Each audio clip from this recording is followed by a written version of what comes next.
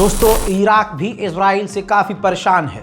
दरअसल Israel Europe के कुछ देशों से हथियार और ख़ासकर डिफेंस सिस्टम और रडार ख़रीदने की बातचीत भी कर रहा था और दूसरे देश, यूरोप के कुछ देश इराक को वो हथियार देने को तैयार भी थे। अब इराक ने दुख जताया है और शिकायतन कहा है कि हमारी डील के बीच इजराइल आ गया और इजराइल ने यूरोप पर ख़तरनाक प्रेशर बनाया और ज़ियोनिज़्म का ऐसा प्रेशर, यहूदियों का ऐसा प्रेशर यूरोप पर छाया कि उन्होंने हमें अब हथियार देने से इनकार कर दिया है। डील इजराइल की टांग अड़ने की वजह से कैंसिल हो गई है। सवाल ये है कि आप ये सोच रहे होंगे कि इराक को डिफेंस सिस्टम और हथियार लेने से क्यों रोक रहा है इजराइल। तो उसकी वजह यह है कि इराक के एयर स्पेस का इस्तेमाल करके ईरान तक पहुंचता है इजराइल और इराक का एयर स्पेस इस्तेमाल ज़रूर करता है वो। यानी इजराइल जो है इराक में भी जब हमला करता है ईरानी ठिकानों के ऊपर तो एयर स्पेस इराक का ही इस्तेमाल करता है इजराइल। ऐसे में अगर एयर डिफेंस सिस्टम इराक में तैनात हो जाते हैं तो रडार और एयर डिफेंस सिस्टम के ज़रिए इराक को पहले ही पता चल जाएगा कि इनकमिंग कोई मिसाइल है या इनकमिंग कोई फाइटर जेट है इजराइल का, और इराक के उस डिफेंस सिस्टम से ईरान को भी अलर्ट मिलता रहेगा, इराक भी ईरान का साथ देता रहेगा। इसी डर से इजराइल ने प्रेशर बनाकर इराक और यूरोपीय देशों की हथियारों की डील कैंसिल करवा दी है। उधर इजराइल ने गज्जा के बैत लाइलाह के इलाके में खतरनाक हमला करके एक ही एयर स्ट्राइक में 100 से ज़्यादा फिलिस्तीनियों का नरसंहार कर दिया है और ये नरसंहार 1 घंटे के अंदर कर दिया उसने। 1 घंटे में इजराइल ने 100 से ज़्यादा गाज़ा में फिलिस्तीनियों को कत्ल कर दिया, जिसके बाद सारी दुनिया के अंदर, देखिए गुस्से से क्या ही फ़ायदा, गुस्सा तो आ ही रहा है, लेकिन अमेरिका पर कई तरह के सवाल अब उठना क्लियर शुरू हो चुके हैं। अब इसके बाद अमेरिका ने इजराइल से कहा है कि हमें क्लेरिफिकेशन, जस्टिफिकेशन दो, एक्सप्लेन करो कि आपने इतनी बड़ी एयर स्ट्राइक करके, इतना बड़ा हमला करके इतनी बड़ी संख्या में लोगों को क्यों मारा। ये अमेरिका की ही नौटंकी है। पता है कि औलाद नाकारा है, बिगड़ी हुई है और मुंह से गाली निकल रही है, डैश है, लेकिन बस दुनिया से बचने के लिए देखो जी, हमने तो पूछा है उससे, हथियार भी खुद ही देंगे, मरवाएंगे भी खुद, और जब ज़्यादा हो जाएगा तो अरे तुमने क्यों किया, अच्छा क्यों किया, देखिए हमने डांटा है यार। ये है अमेरिका का कैरेक्टर। इजराइल ने गज्जा में खतरनाक बमबारी इसके अलावा मचाई है। मेरे दोस्तों, बड़ी तबाही की तस्वीरें दिखाना चाहूंगा गाजा के अंदर की। देखिए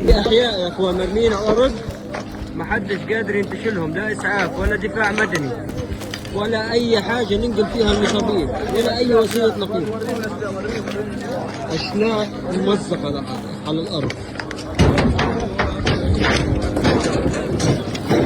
مدنيين وآمنين، مدنيين وآمنين،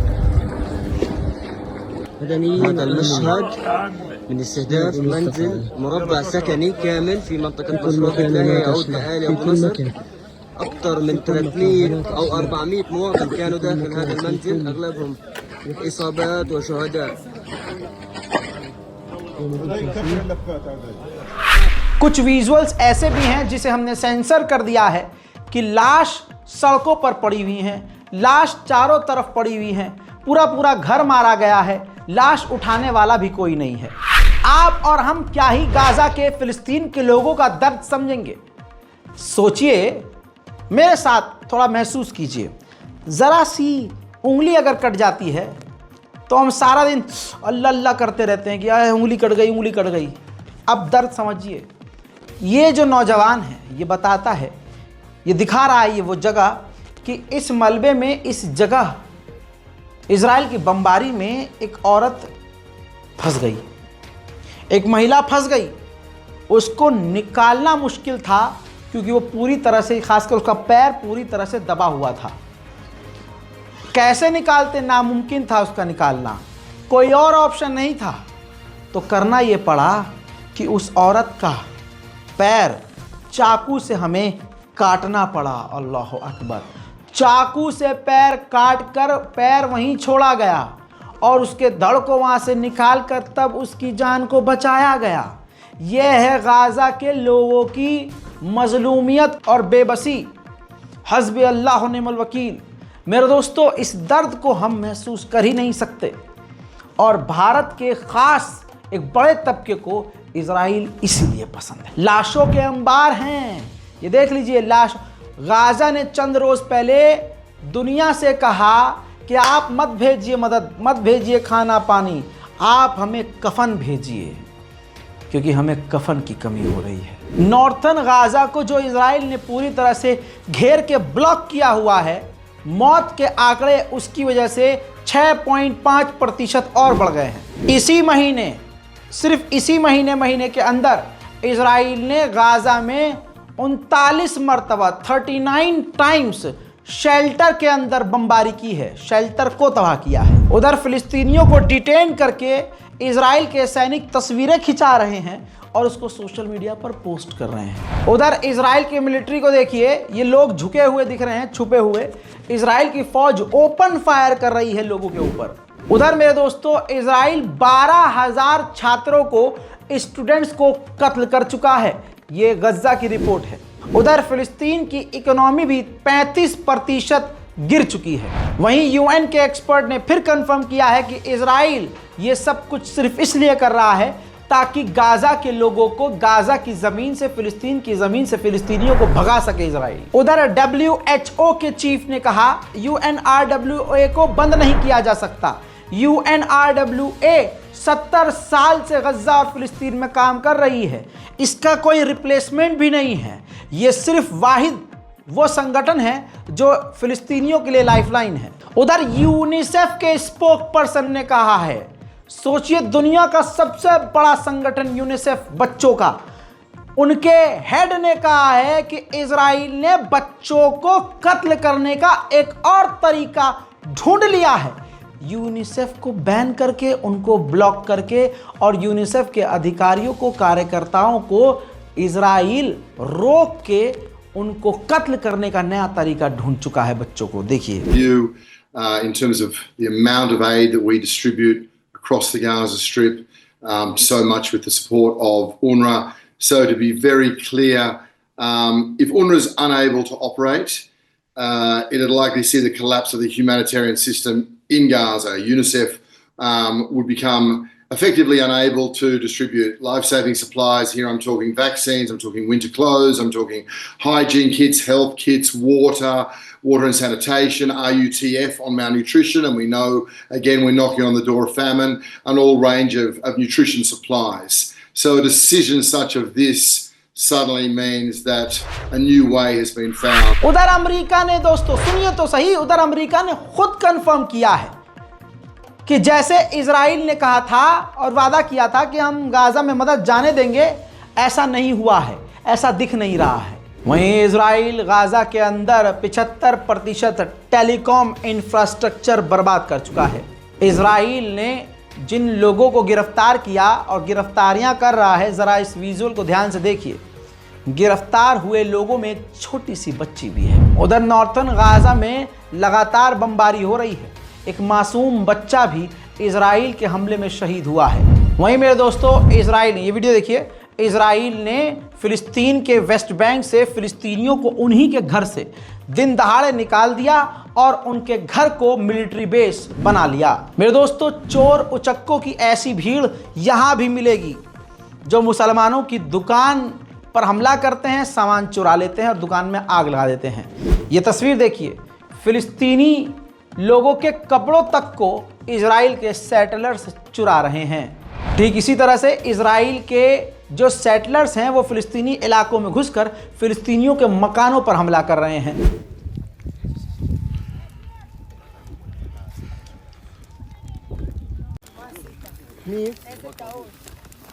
أنا لو عصيت كلو أنا لو عصيت كلو أنا أمرتي أنا رتسين لجمور זה תמשלו. אנחנו רוצים לשמור עליך, בחרת שלא.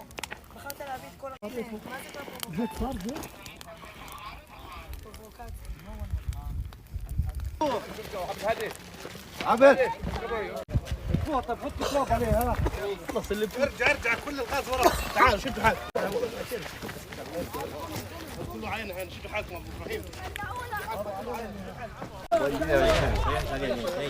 बैतुल मुकद्दस में मुसलमानों का जाना तो अब मना ही है, लेकिन रोज भारी मात्रा में, भारी तादाद में यहूदी पहुंच रहे हैं। الجلال والجمال والسناء والبهاء في رباء। बड़ी खबर आ रही है कि सीरिया पर भी इजराइल ने खतरनाक बमबारी की है। मेरे दोस्तों, उधर आप तस्वीर देखिए, फिलिस्तीन के इलाके में जो पत्रकार हैं, उन पत्रकारों तक को इजराइल की फौज डिटेन कर रही है और गिरफ्तार कर रही है, घेर रही है। ये एक खूबसूरत महिला इजिप्शियन जर्मन नागरिक हैं। ये अमेज़ॉन के साथ काम कर रही थी, अमेज़ॉन के लिए काम कर रही थी। बता दूं कि इन्होंने अपनी पोस्ट से रिज़ाइन दे दिया है। इनका मानना है और कहना यह है कि हमारी कंपनी जो अमेज़ॉन है वो पूरी तरह से इजराइल का साथ दे रही थी और दे रही है। इस खबर से एक बात की पुष्टि होती है कि इसका मतलब जो हमारे फ़ोन में अमेज़ॉन ऐप है वो वही ऐप है जो इजराइल का साथ दे रही है। लिहाजा मुझे कहने की ज़रूरत नहीं है कि अपने फ़ोन से अमेज़ॉन को अभी डिलीट करना शुरू कीजिए और अपने साथियों के फ़ोन से भी अमेज़ॉन डिलीट कीजिए। ऑनलाइन बहुत सारी ऐप्स हैं जहां से आप शॉपिंग कर सकते हैं। आप अपनी स्वदेशी फ्लिपकार्ट का इस्तेमाल कीजिए या दूसरे प्लेटफॉर्म का इस्तेमाल कीजिए, लेकिन अमेज़ॉन को अभी के अभी हमें अनइंस्टॉल करना होगा। भारत की बॉलीवुड एक्टर और एक्ट्रेस किसी के अंदर इतनी औकात और हिम्मत नहीं कि वो इजराइल के खिलाफ बोल सके, क्योंकि भाई सबको अपनी रोटी की पड़ी है और भारत सरकार की पॉलिसी भी देख रहे हैं और उनको पता है कि आड़ भक्तों की टोली इजराइल को अपना पिता मानती है। लेकिन ऐसे में जिगर चाहिए इजराइल के खिलाफ बोलने के लिए। कल की कोचलिन जो बॉलीवुड की एक्ट्रेस हैं, इन्होंने ज़बरदस्त बयान दिया है। मैं इनकी हिम्मत को दाद देता हूं और मेरी नज़रों में ये तमाम जो बड़े बड़े संगठन मुसलमानों के हैं उनसे बेहतर ये हैं, उनसे ज़्यादा इज्जत कमा ली इन्होंने ये बयान देके कि इन्होंने कहा कि उत्तरी गाज़ा को खाली करने का ऑर्डर देकर इजराइल ने नरसंहार से कम कुछ नहीं किया है। इजराइल की गवर्नमेंट फिलिस्तीनियों को और इजराइलियों को और दोनों को ही मौत दे रही है, परेशान ही और सिर्फ परेशान कर रही है। इसके अलावा वो उनसे और कोई मौत के अलावा वादा नहीं करती है। इंसानों को बिल्कुल प्लानिंग के तहत प्रताड़ित किया जा रहा है, अपमानित किया जा रहा है, उनको तोड़ा जा रहा है, जलाया जा रहा है, भूखा रखा जा रहा है और मारा जा रहा है। उधर कैनेडियन टूरिज्म मिनिस्टर को पत्रकारों और फिलिस्तीनी समर्थकों ने घेर लिया और जलील करते हुए कहा कि आप कैसे इजराइल को सपोर्ट करते हो जो जेनोसाइड कर रहा है। Minister, do you have any comment about the extermination taking place in Gaza? Do you have any comment about the extermination your government supporting in northern Gaza? As someone who's a victim, came to Canada as a victim of U.S. imperialism, are you ashamed of being part of a government that's supporting the absolute massacre, Holocaust in Gaza? Are you ashamed of that, Madam Minister? As somebody who's a victim of U.S. imperialism, does it keep you up at night that babies are being killed by U.S. bombs with your government backing that? Do you have any comment on that? Just silence? Israel के खिलाफ Spain में प्रदर्शन तेज हो चुके हैं दोस्तों।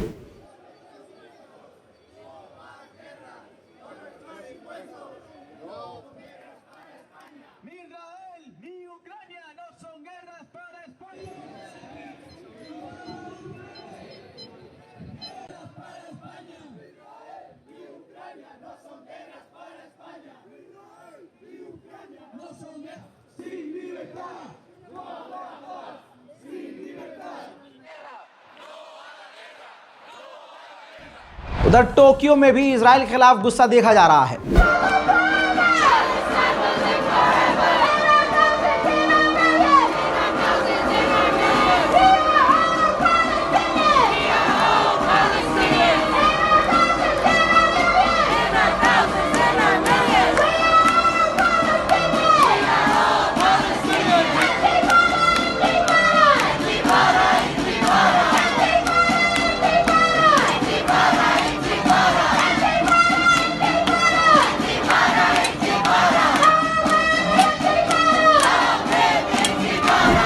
वहीं Lebanon के ऊपर ताज़ा तरीन जो इजराइल ने हमले किए हैं उसकी तबाही के मंजर दिमाग खराब करने वाले हैं। देखिए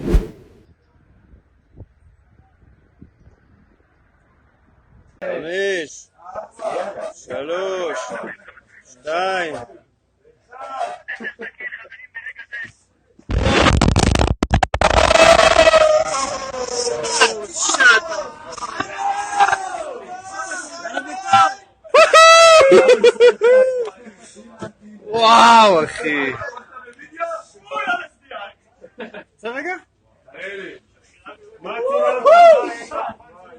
شات ايش التيروف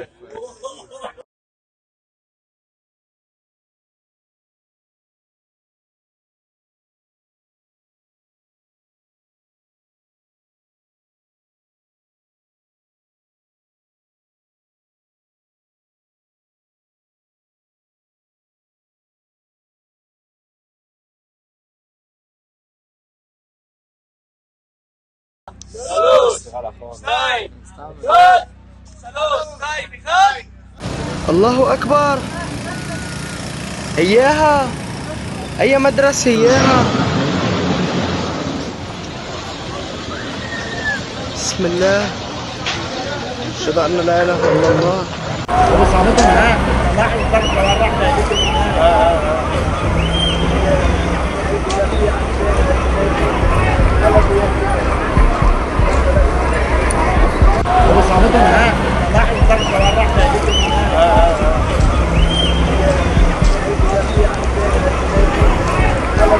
उधर इजराइल ने एक बार फिर से लेबनान में मस्जिदों को निशाना बनाते हुए एक और मस्जिद को बम लगाकर उड़ाकर शहीद कर दिया है। उधर लेबनान के आसमान में इजराइल का top stealth super steel drone देखा जा सकता है। वहीं इजराइल ने नोटिफिकेशन जारी करके वार्निंग दी है लेबनान के दूसरे इलाकों को खाली करने के लिए। इजराइल के नरसंहार में 2792 से ज़्यादा लेबनान में लोग मारे गए हैं। वहीं लेबनान के अंदर इजराइल ने दावा किया है कि हिजबुल्लाह के फाइटर्स के साथ साथ हमने हूथीस के भी फाइटर्स को लेबनान में कत्ल किया है। वहीं लेबनान की गवर्नमेंट ने दावा किया है कि इजराइल के भारी भरकम टैंक लेबनान के काफ़ी अंदर तक आ चुके हैं। दोस्तों MQ-9 रीपर और अमेरिका के और दूसरे खतरनाक ड्रोन लेबनान के आसपास लगातार उड़ रहे हैं इजराइल की मदद और सेवा के लिए। वहीं यूएन ने शिकायत दर्ज की है कि यूएन की मिलिट्री फोर्स के बेहद करीब एक ड्रोन हमला हुआ है, विस्फोट हुआ है, जिसमें हमारे यूएन के सैनिक घायल हुए हैं और रिपोर्ट कंफर्म ये है कि वो ड्रोन हिजबुल्लाह का था। CIA के चीफ ने कहा कि इस वक्त हमास से हमारी बातचीत हो रही है, 28 दिन की डील होगी, 28 दिन का सीज फायर होगा, जिसके बदले 8 इजरायली कैदियों को हमास छोड़ेगा। वहीं मेरे दोस्तों मूसाद के चीफ ने कहा कि हमास से डील के लिए इसी हफ्ते इजिप्ट में बातचीत हमास से शुरू होगी। उधर हमास ने भी कह दिया है कि हम किसी भी डील के लिए बातचीत करने के लिए तैयार हैं, बस उस डील का हल होना चाहिए कि परमानेंट सीज फायर हो और इजराइल के सैनिक हमारे मुल्क से गज़ा से बाहर निकलें। मेरे दोस्तों सीनियर ऑफिसर ऑफ इजराइल जो बड़ा नेता है सार, उसने एक बार फिर से सीरिया को धमकी दी है और बशर अल असद को धमकी देते हुए कहा है कि अगले निशाने पर तुम होगे और तुम्हारी सरकार को हम पलट देंगे अगर ईरान के हथियार तुम्हारे रास्ते से लेबनान पहुँचे। मेरे दोस्तों इजराइल ने UNRWA को बैन करने के बाद एक और बिल पास कर दिया है। मेरे दोस्तों इस बिल के तहत, कानून के तहत अब कोई भी देश फिलिस्तीन के लिए जेरूशलम में एम्बेसी नहीं खोल सकता। वहीं मेरे दोस्तों ICC का जो अरेस्ट वारंट इजराइल के प्रधानमंत्री नेतन्याहू के खिलाफ जारी होना था वो 5 महीने के लिए और डिले हो गया है। मेरे दोस्तों मूसाद और CIA, इजराइल की सबसे खतरनाक जासूसी एजेंसी मूसाद के चीफ और अमेरिकी जासूसी एजेंसी CIA के चीफ, दोनों ने मिलकर नेतन्याहू को 5 महीने के लिए और छूट दिलवा दी है ICC से ताकि वो नरसंहार कर सके। हजरात मोहतरम इस ग्राफ को देखिए, ये गाज़ा के अंदर मदद पहुंचने का ग्राफ है। अक्टूबर का जो महीना गुजरा है, इस महीने में गाज़ा में सबसे कम मदद पहुंची है। मेरे दोस्तों इजरायली जो सैनिक मारे गए हैं उनके आखिरी रसूमात में जो यहूदी सैनिकों ने हिस्सा लिया उसमें एक महिला सैनिक ने कहा कि हमें उन सबको यानी फ़िलिस्तीनियों को फ़िलिस्तीन के वेस्ट बैंक और गज़ा दोनों से निकाल कर फेंक देना चाहिए, वहाँ पर कब्ज़ा करना चाहिए क्योंकि वेस्ट बैंक और गाज़ा में राक्षस रहते हैं। ये सब राक्षस हैं और जो 42,000 लोगों का नरसंहार कर दे वो अच्छे हैं। सुनिए। ואני מבקשת, אני דורשת, עד הניצחון המוחלט, כיבוש עזה, הקמת יישובים, כדי שאנחנו במדינה הזאת ובעוטף נוכל להישאר ולגדל ילדים ונכדים בלי טילים בזכות זה שאתה וטובים כמוך נפלתם. את הגבול תרחיקו, תצמצמו את השטח של האויב כדי ששוב לא יעיז לתקוף אותנו, שלא יעיז. תנקו את דרום לבנון עד מעבר לליטני. उधर भारत ने एक बार फिर से अंधभक्तों के मुंह पर ही थूकते हुए फां ने भेज दी है 30 टन मदद। जी हाँ, फिलिस्तीन को 30 टन की मदद भारत ने भेज दी है। तमाम विजुअल्स आपके सामने। अब सोचिए, जहां भारत की सरकार, मोदी सरकार खुद फिलिस्तीन को मदद भेज रही है, वहीं यही सरकार जब भारत में कोई फिलिस्तीन का झंडा लहराता है तो उन्हें गिरफ्तार कर लिया जाता है। इस रिपोर्ट को अपने दोस्तों के साथ शेयर ज़रूर कीजिए, अपनी राय कमेंट सेक्शन में ज़रूर लिखिए। फिलिस्तीन और गाज़ा की मदद के लिए इस बारकोड का इस्तेमाल कीजिए, अपनी राय कमेंट सेक्शन में ज़रूर लिखिए। चैनल को कीजिए सब्सक्राइब। मैं हूं रज़ा और आप देख रहे थे रज़ाग्राफी अनस्क्रिप्टेड। जय हिंद।